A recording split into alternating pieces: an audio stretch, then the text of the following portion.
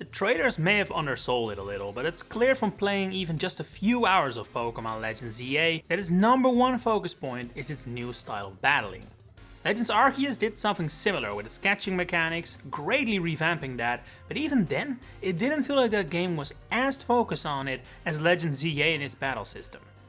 Basically everything about this game revolves around battling. Plenty of side quests are just battles, and the way to continue the story is battles, which you can only access if you have done enough battles.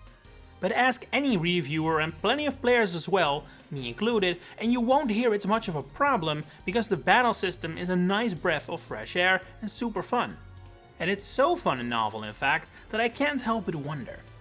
Is this something Game Freak is gonna wanna make the new standard for battling in the Pokémon series? When Gen 10 undoubtedly arrives next year on the 30th anniversary, will it have this battle style? Or will we still see turn-based battles? It feels almost unbelievable, right? To think that maybe one day Pokémon will no longer be a turn-based game. We have more than 1,000 Pokémon, all created under the idea they would only participate in turn-based battles. We have a huge competitive scene that completely relies on it, and Pokémon's status as many child's first ever turn-based RPG is unrivaled. But what we see here in Legends Z-A, it does feel like a serious threat to that. There are quite some benefits to it compared to the turn-based style, and while the reverse is also definitely true, I can't help but feel like Game Freak may weigh the benefits of this new style more heavily over the old one. That is currently still a little hard to compare, I admit.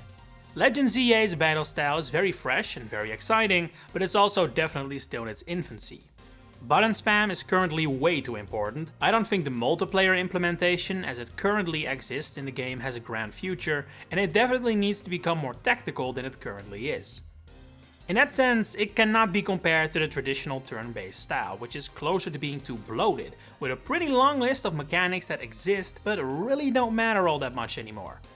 I don't think it's a coincidence that starting in the Switch era, Game Freak has started trimming the fat a little, getting rid of certain moves, not bringing gimmicks back obviously, and not allowing every Pokémon into every game to naturally restrain the number of abilities and moves that can all interact with each other in a game.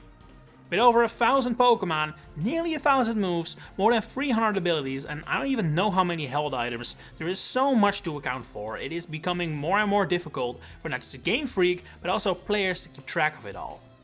And that is something Game Freak is undoubtedly aware of, and undoubtedly played a big role in why the Switch now has 3 Pokémon games that don't have abilities, for example. The VGC and competitive side of Pokémon is something the Pokémon company surely treasures. If they didn't, like say Nintendo and Mario Kart or Nintendo and Smash Bros, they wouldn't go all out to organize tournaments all across the world. Although the Pokémon company doesn't usually organize them, it's outsourced, but you get the idea. But at the same time, there is something that is very important to remember, I think. And that is that, as big as it is, competitive battling is just a side of Pokémon, one that is hardly the most important as far as the general public as well as the financial interest goes. For most people, Pokémon is not competitive battling. It's the journey through a region, beating the gyms, catching new Pokémon, roll credits, end of game. There are no numbers to back this up obviously, but you don't need them to realize that is how most people play Pokémon, or any game really.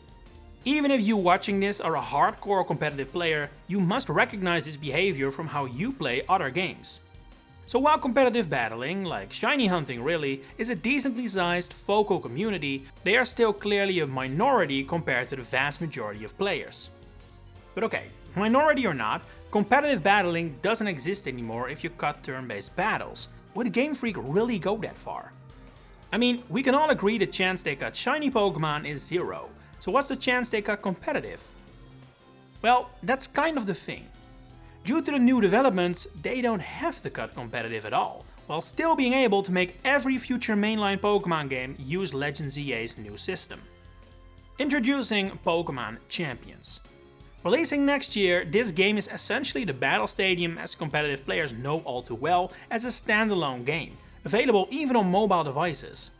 Call it an official Pokémon showdown, call it a celebration of every game we've ever had, what it mostly is a new home for competitive Pokémon battling, to the point it even includes every past gimmick in one game, which the mainline games obviously do not. Not only is this title essentially an effort to get Pokemon Showdown players onto official systems, it's also a safety net. Thanks to Pokemon Champions, Game Freak has essentially created a situation where the mainline Pokemon games don't need to be turn-based anymore. After all, the main games don't have to serve as the basis of the competitive scene, in a literal sense. Of course, they will still introduce the new Pokemon, the new mechanics, but those will then be brought to Champions via home and updates to still introduce them into the competitive scene and turn-based battling. Kinda like what happened in Scarlet and Violet with the Hisui forms. Legends Arceus is still turn-based, but its battle system is pretty different from the usual, so when Pokemon like Ursaluna and Kleavor came to Scarlet and Violet, they only then received abilities and the like. We could very well be seeing the exact same next year, when Gen 10 releases and we're introduced to a new crop of Pokemon that may not have, say, abilities in the core game at all, because it opts for a different battle system to deliver the most interesting journey it can. But then when the home update releases and the Pokemon become available in Champions, only then will we have them fitted for traditional turn-based battles. It's plausible, and after Legends Z-A, I definitely think the chance has grown that this will happen. The battle system in this new game is very positively received, and it's clear that Game Freak really likes it, otherwise it wouldn't be such a core focus of the game. And we saw clearly in Legends Arceus that the Legends games are test grounds for new ideas in Pokemon. Legends Arceus' catching system may not have literally appeared in a new generation game yet, but Scarlet and Violet already played with the idea, and I would be shocked if it isn't in Gen 10, even if it will probably resemble the slightly scaled back version we see in Legends Z-A right now. But the reverse is also true. The mainline games also show little indications of what's on Game Freak's mind, only for the Legends games to expand on it.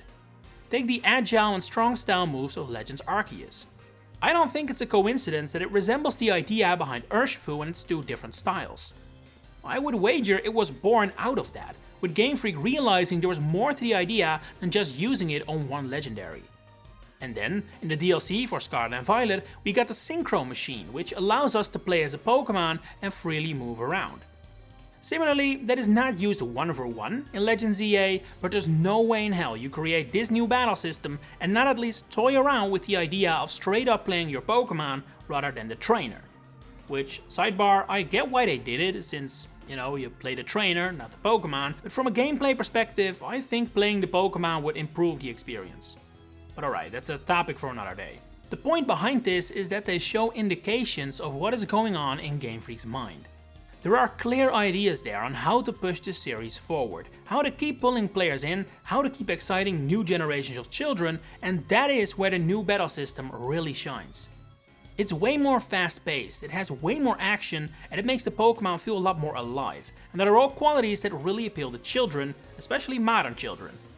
I mean, kids have always had short attention spans, but let's just say they're not exactly getting longer. So I can totally see why a more action-packed Pokemon adventure that doesn't come to frequent halts in order to retain turn-based battles is something Game Freak is looking into. And even as someone who has enjoyed turn-based Pokemon battles for as long as the series has been around, I have to admit, I may kinda prefer this new system too. We all know the core main Pokemon adventure isn't hard or particularly difficult, so then the focus of battles goes more to fun than challenge. And while I find the new action system probably a bit easier than turn-based, I also just find it more fun. I have seen this sentiment expressed more recently, and I agree. This style of battling feels like what Pokemon has always been in my mind. It's how the anime did it, and it's how I've always pictured turn-based battles actually go in universe, if you get what I mean. Even steamrolling opponents, as has become quite common in modern Pokemon games, has become way more fun with this new system, not to mention quicker. But if Game Freak does do what I theorize here, make Pokemon Champions the home of competitive and the mainline series free to experiment and maybe switch to this real-time system, it would mean that, over time, competitive as we currently know it might die out. After all, the gateway would be gone, or at least the barrier of entrance would be way bigger. No longer would you be able to essentially enter the competitive world based on what you've learned in your journeys. You would need to download an entirely separate game and learn an entirely new system, where the Pokemon you know fight completely different. Don't get me wrong, this would be sustainable for a while. It's not like everyone just suddenly forgets how turn-based battles work. But over time, as older players start to phase out from the competitive scene, they would likely not be replaced due to a decrease in newer players, simply because the jump from the main game to competitive is very big. And while that would of course be a shame for the people who love competitive battling, I am wondering whether the Pokemon Company thinks this is such a terrible thing to happen. Make no mistake, like I said earlier, it's clear Pokemon embraces its competitive side, to the point it is even a huge outlier within Nintendo's style of series. But why? What about the competitive scene is truly beneficial for Pokemon from a financial standpoint? Because that's what it all boils down to at the end of the day. Well, I would say it's free, or rather relatively low-cost marketing these events have and generate. They turn fans into super fans who go from enjoying the game to making Pokemon a core part of their lives and hobbies, and it appeals to an older part of the fanbase, which may not always feel like something Pokemon cares about, but as the series ages, it's becoming more important. After all, someone who was 5 when Red and Blue released is now 35. And at that age, you have a lot more money to spend than you do when you're 15. So that customer base is increasingly getting more important for really every Nintendo series at this point. But you may see where I'm going with this. Neither of these three rely on turn-based battling or the current state of competitive. Replacing Worlds with something like a Pokemon Con would be a potential replacement, and you could make the argument the series barely needs the visibility boost competitive provides at this point. Not to mention that both this and the effect of turning regular fans into super fans could also be achieved when the new battle system has some games under its belt and can maybe begin to form its own competitive environment, which might even end up coinciding nicely with a decline of Pokemon champions around that time. And as for keeping in touch with the older side of the fanbase, like I said before, judging by how many people feel like the action style battles are a dream come true of how they envisioned Pokemon battling ever since they were a child, I don't think that will prove much of a problem. Not to mention that those growing up with Pokemon are now having children themselves, which creates a potentially very beneficial cycle for the series. But okay, I think it has now been established enough that this could very well be something Game Freak is internally discussing, perhaps even planning. But that still leaves a mountain of work to be done, not to mention just sheer guts to change such an important element of the series, the entire genre depending on who you ask. Whereas there's no point in discussing and theorizing whether Game Freak has those guts or not, there is something to be said about how they might tackle the incredible amount of changes that would have to be made in order to make this work.